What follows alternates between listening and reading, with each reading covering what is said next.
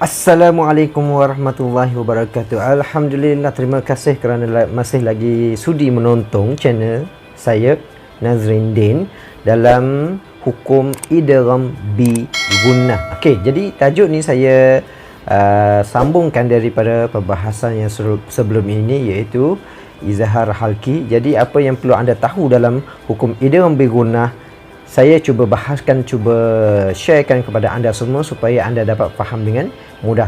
Semoga anda dipermudahkan.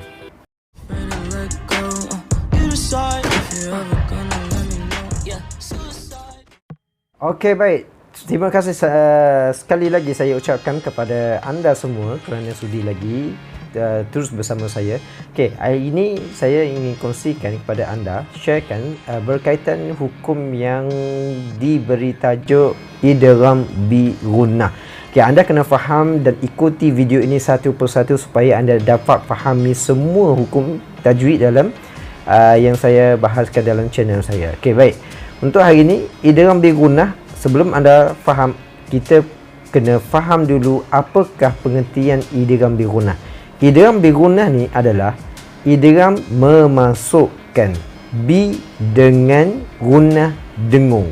Okey, memasukkan dengan dengung. Apa yang kita nak masukkan? Okey, idgham bi gunnah ni kita tahu dia adalah nun mati ataupun tanwin bertemu dengan 4 huruf, iaitu ya, waw, mim dan nun. Yuman. 4 huruf ni anda kena ingat, ya, waw, mim, nun. Dalam hukum idgham bi gunnah, kita nak faham dia, kita boleh tengokkan pada simbol yang telah dibuatkan dalam Al-Quran. Simbol dia adalah nun, tak ada tanda mati, tapi kita istilahkan dia nun mati.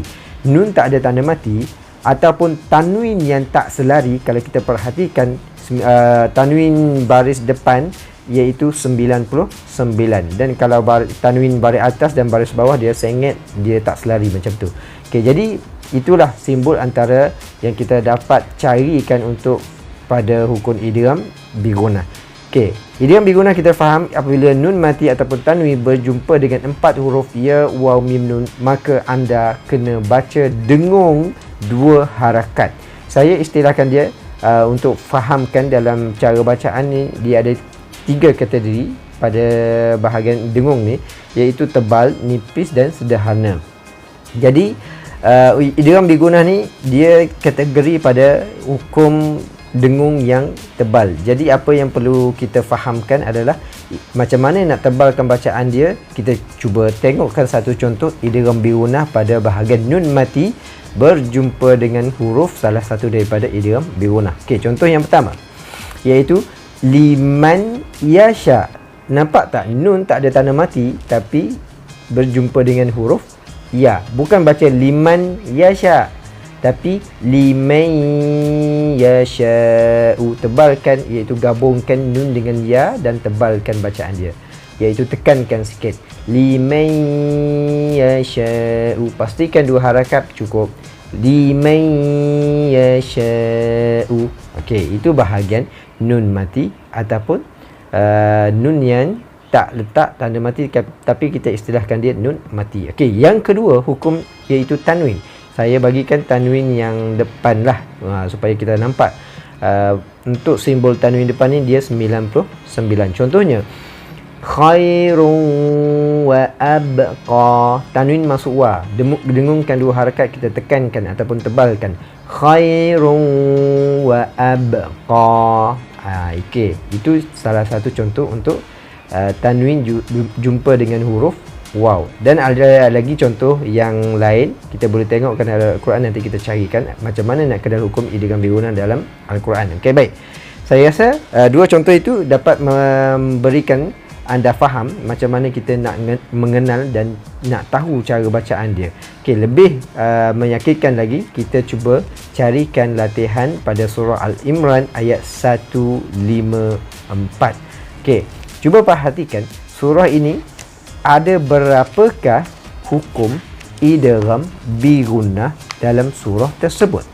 Okey, saya bagi macam biasa 5 second. 1 2 3 4 5. Okey, cukup memadai. Anda boleh stopkan video ni untuk mencari hukum idgham bigunah pada surah Al-Imran ayat 154. Okey, cuba kita carikan ayat yang bermula dengan summa. Baris yang pertama kita cari idgham bigunah, fokus dia nun tak ada tanda mati ataupun tanwin yang tak selari jumpa dengan ya, waw, mim, nun. Okey, yang baris yang pertama tak ada. Baris yang kedua ada satu, amanatan nu'a, tanwin jumpa dengan nun. Lagi sambungnya ada juga nu'asan yaghsha, nampak tak, tanwin jumpa dengan ya, dengungkan dua harakat, kita gabungkan antara tanwin dengan ya, yaghsha.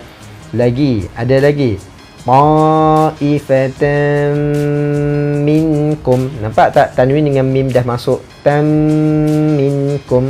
Okey, 3 lagi. Okey, itu saja pada baris yang kedua. Kita tengok baris yang ketiga, ada ke tak idgham bi gunnah? Okey, tak ada. Baris yang keempat idgham bi gunnah lagi, ada ke? Tak ada juga. Baris yang kelima pun tak ada juga. Baris yang keenam ada syai'um ma, tanwin 99 jumpa dengan mim, syai'um ma, 4 idgham bigunah lagi. Okey, habis. Baris yang seterusnya tak ada, dan baris kedua terakhir pun tak ada, dan baris yang terakhir sekali pun tak ada. Okey, baik. Dekat sini hukum idgham bigunah terdapat 4 hukum idgham bigunah. Jadi anda dah boleh faham macam mana nak cari idgham bigunah, iaitu perhatikan pada nun yang tak ada tanda mati ataupun tanwin yang tak selari jumpa dengan salah satu daripada huruf ya, waw, mim, nun. Jadi saya sarankan hukum ni anda hafalkan hukum yang idgham bigunah ada 4 saja, ya, waw, mim, nun, sebab saya tak nak anda tertukar ataupun tercampur dengan hukum-hukum yang lain. Okey, jadi seeloknya hafal hanya 4 saja huruf ni, dan hukum yang lain kita tak perlu hafal, sebab anda boleh perhatikan pada simbol yang ada dalam Al-Quran. Dengan kata senangnya, anda nak fahamkan idgham ni, anda boleh berpandukan pada warna yang telah dibuat dalam Al-Quran. Kalau Quran yang warna-warni lah, iaitu warna merah ni khususnya biasa diguna pakai oleh hukum idgham yang dibaca tebal, iaitu macam idgham bigunah. Kalau kita perhatikan nun mati, kita nampak nun dia warna merah, dan kalau tanwin dia tanwin yang warna merah. Jumpa, kita perhatikan huruf apa selepas dia. Kalau ada salah satu daripada 4 huruf idgham bigunah, maka dia perlu dibaca tebal 2 harakat ataupun tekankan. Itu gabungkan antara tanwin dan huruf yang selepasnya. Okey, baik. Saya rasa itu saja cukup. InsyaAllah semoga ia dapat memberi kefahaman dan dapat lebih memudahkan anda faham macam mana nak kenal hukum tajwid. Sekarang pada hukum idgham bigunah, InsyaAllah nanti video yang seterusnya saya cuba kongsikan berkaitan dengan cara bacaan ataupun hukum idgham bila gunnah. Okey, kita perhatikan macam mana cara bacaan bagi hukum idgham bigunah.